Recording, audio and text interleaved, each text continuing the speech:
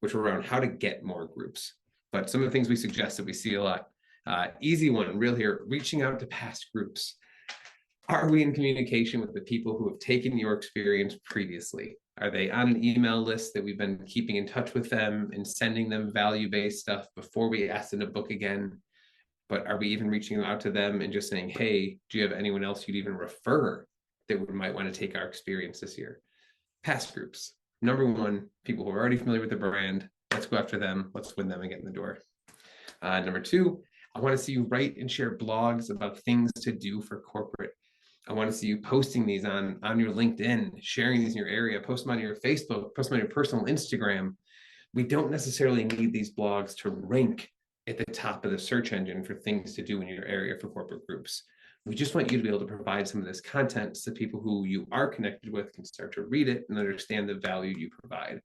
So writing and sharing some of those blogs, top 10 corporate things to do in the area, 10 fun things for corporates, the corporate outings everyone wants to have in Barcelona, whatever those blogs are. Again, we want to write them. We want to have that content that you can send out to leads, and then even for some of these corporate groups to pass around between themselves. So it's this idea of using some of those blogs more as almost sales collateral than it is necessarily just writing an article we want someone to read. So really get in particular on how we're using that article and how we're getting those conversations out there. Next, if we can't beat them, join them. So let's go do that search for everyone who is ranking for those corporate things to do and those ones that we're not going to knock out of those top spots. And let's just go reach out to them. Let's go ask them, hey, you're listing 10 things here of cool things to do in Barcelona. Can you put us down as number 11?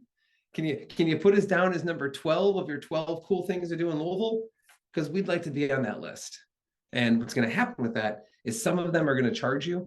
So when you reach out, they're going to say, hey, yeah, great, we'll list you. It's going to be $300 a month to list. That's fine.